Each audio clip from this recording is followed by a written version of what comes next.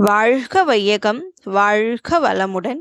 குரு வாழ்க, குருவே துணை. இன்றைய தலைப்பு உலக சகோதரத்துவம்.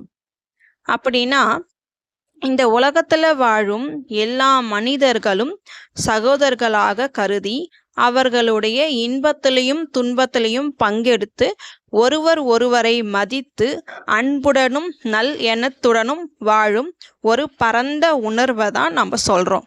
இது தனி நபரின் கண்ணியமும் மற்றும் தேசத்தின் ஒற்றுமையும் மற்றும் ஒருமைப்பாடு ஆகிய இரண்டையும் உறுதி செய்து. உலக சகோதரத்துவத்தின் முக்கிய அம்சம் என்ன பார்த்தீங்கன்னா, அனைவரையும் உள்ளடக்கியது. இனம், மதம், பாலினம், தேசியம் போன்ற வேறுபாடுகளை கடந்து உலகில் உள்ள அனைத்து மக்களையும் உள்ளடக்கியது. அடுத்து அன்பும் இரக்கமும். சக மனிதர்களின் மகிழ்ச்சியில மகிழ்ந்து அவர்களின் துயரங்களை பங்கெடுக்கும் மனப்பான்மையை சொல்லுது. அடுத்து ஒற்றுமையும் ஒருமைப்பாடும். அதுல தனி நபர்களின் கண்ணியத்தையும் பாதுகாத்து தேசத்தின் ஒற்றுமை மற்றும் ஒருமைப்பாட்டிற்கு வழிவகுக்குது. அடுத்து அடிப்படை மனித உறவு. மனிதர்களாக பிறந்த அனைவரும் அடிப்படை மனித மட்டத்தில் தொடர்புடையவர்களை என்ற கருத்தை இது வலியுறுத்துது. உலக சகோதரத்துவத்தின் தொடர்பான நிகழ்வுகள் என்னன்னா, மனித சகோதரத்துவத்தின் சர்வதேச தினம் ஐக்கிய நாடு சபையில பொது சபையான பிப்ரவரி 4 மனித சகோதரத்துவத்தின் சர்வதேச தினமாக வழங்குது. உலக மதங்களின் சுவாமி விவேகானந்தர் போன்றோர் பங்கேற்று உலக மதங்களிடையே சகோதரத்துவத்தை வலியுறுத்தி நிகழ்வாக இதை கொண்டாடுறாங்க. 3 மறைபொருளாகிய தெய்வம், உயிர், ஜீவகாந்தம் ஆகிய இவற்றை பற்றி சரியாக விளங்கிக் கொள்வது மனித இனம் பெரும்பாலும் முடியாதில்லை. துன்பத்தில் ஆழ்ந்து கிடக்கிறோம். கல்வி முறையின் மூலமாக இந்த 3 மறைபொருளையும் பற்றி விளக்கமா தெளிவா எல்லோருக்கும் கொடுக்கிறோம். மனித இனம் முன்னேற்றம் என்பது நடைமுறையில சாத்தியமாகும்.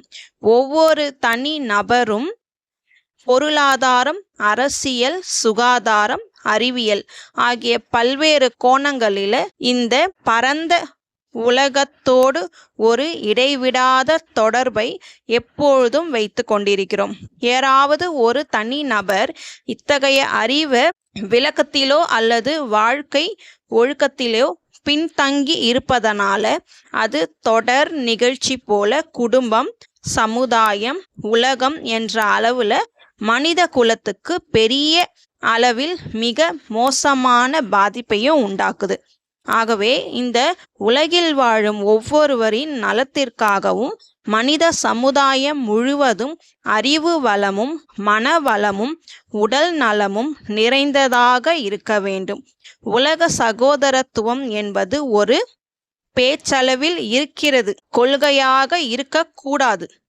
அது மெய்ஞானங்களிலும் விஞ்ஞானங்களிலும் சிந்தனையாளர்களும் வரையறுத்தி சொல்லப்படுற உண்மை உணர்வாக இருக்கணும். உலகில் வாழும் ஒவ்வொரு மனிதருடைய அனுபவ அறிவாக அருவாட்சி திறமாக அமைய வேண்டும். இதுக்கு மகரிஷி ஒரு கவி சொல்லியிருப்பாரு. தெய்வம், உயிர், ஜீவகாந்தம், திருநடனம், மறைப்பொருள் தெரியாமலே உலகம் திகைத்து சிக்கல் ஏற்றது.